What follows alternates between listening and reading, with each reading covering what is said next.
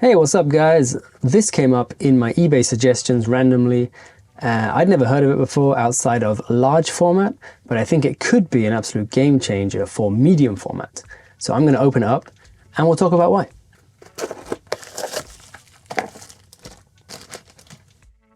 This is Half Darkslide. Now, if you know anything about splitsters, these little things that you put in front of your lens, and then you can take two exposures exposing different halves of your lens each. They have quite a fade out between one side and the other side because the splitster is in front of the lens and therefore completely out of focus. But what if we put the obstruction right on the film plane? Then between your two half frame exposures, you can get quite a sharp line. Look at the Rito 3D, for example. It's got two little walls, and because they're right against where the film sits, you get very clear black lines between your three frames. So here's the plan, or the hope, I guess. I got my Bronica. The Bronica has 15 shots per roll, but in the place of this regular dark slide, we're going to take the half slide, we're going to put that in here, and now we're going to shoot only half of the frame. After that, we switch on the multiple exposure switch on the Bronica, advance to the next frame, which is actually the same frame again, take this out, turn it around, put it back in, and then re-expose the same frame again, but the other half. And because the film is right here, just behind the obstruction, we should be getting a very clear black line between the top half and the bottom half, allowing us to shoot two panoramic exposures per frame and therefore getting 30 panoramas on a single roll of 120. Which is pretty cool. Now that all sounds great, but of course there's going to be some problems. The first of which is human error. The workflow is going to be take a picture, turn the half slide around, turn on multiple exposure, advance to the same frame, take a picture, turn off multiple exposure, turn the half slide around, actually advance to the next frame, take a picture, rinse and repeat all the way through.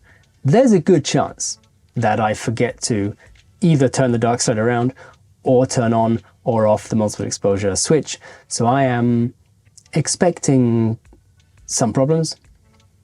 The second issue is going to be with the lens. Now with the 135W back, or when you shoot with like sprocket holes, you're in the very middle of the frame. So you're getting sort of lens errors equal on both sides, whereas this is the top and the bottom of the frame are being exposed. That means on the top frame, you could expect some distortion and vignetting around the top corners of the frame, but not the bottom corners of the frame.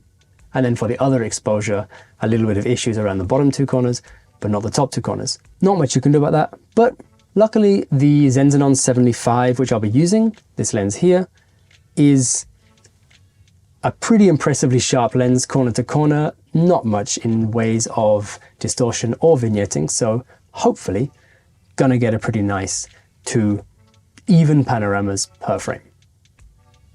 Hopefully. And if you're still watching this preamble mumble, thank you very much for sticking around and not skipping straight to the Photowalk. But anyway, here's the Photowalk. Enjoy.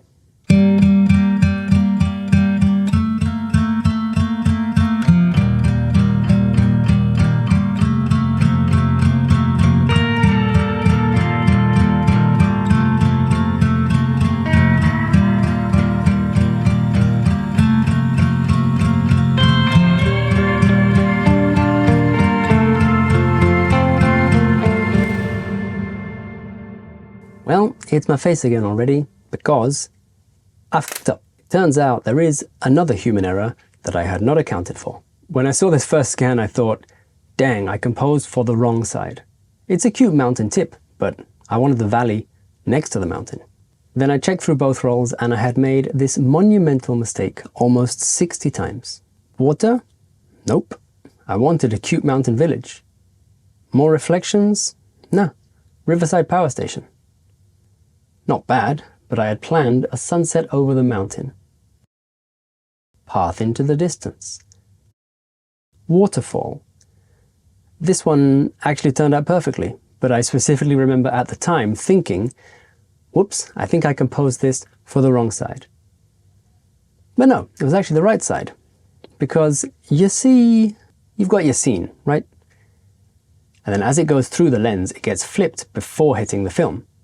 So if you obscure the top half of your film plane, you're actually obscuring the bottom half of the scene. So yeah, if you didn't skip this section of the video, then hopefully you will not make the same mistake as I did. Just remember, if you're putting the half slide on the top half of your film back, compose for the top half of your viewfinder. And by doing that, I will have saved you all the money that I lost by being an idiot. However, it's a proof of concept and it worked, which is great. There was no distortion, no vignetting, the lens is amazing. Unfortunately, that was our last visit to this port, but we had a few days left in Norway, including the beautiful Olden, so I loaded up some more film and tried again. Enjoy. It works this time, I promise.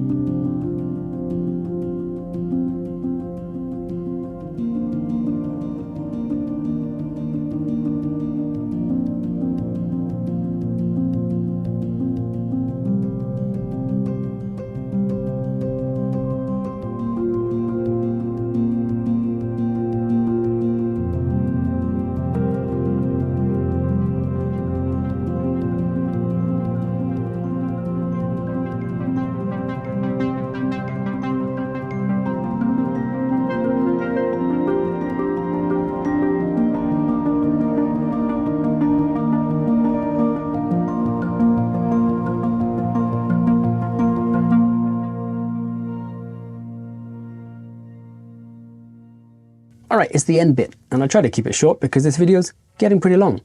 Basically, I love it. It's amazing, and I wish people knew about this. It's really well engineered, it's really cheap, and it works perfectly. If you do it right.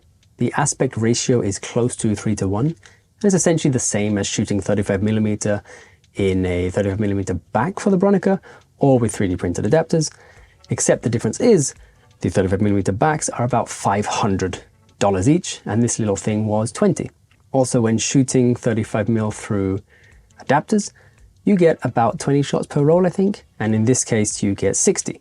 So I think it's definitely a no-brainer, and if they're on the market, easy to get, grab one because they're super cool. Another really nice benefit is that you can choose whether or not to use the Darkslide. Halfway through your roll, you can decide to take 2 panoramas and then not anymore. For example, this one roll I shot in ELPHNT has 7 645 frames and 16 panoramas, all on the same roll. I'll whack up a quick montage of some of those shots, as well as another roll that I shot around the ship at the end of the video. It's also quite nice that it's kind of half frame, so you can do these sort of half frame panoramic diptychs, like for example this one and this one, which I think came out really nicely. Now, as for the focal length, it's a 75mm lens, which on 35mm, because it's half the frame, is 75mm, which is not particularly wide, so you're not getting the street photography freedom that you would with an X-Pan, for example. You could use a wide-angle lens on your Bronica, but then you'd be battling against the vignetting and distortion that we mentioned earlier in the video. But if you do that, let me know. I'd be really interested to see how it works out. Finally, I will link to the eBay listing down below. As of filming this video, they are sold out, but they might make more. And I hope that everyone can get a chance to use one because they're really cool. Maybe if this video gets some traction, then someone like PPP or Camera Rescue might mass produce them. Who knows? Otherwise, I hope you enjoyed it. Please do leave a comment, and hopefully I'll see you in the next video. And thank you very much. Goodbye.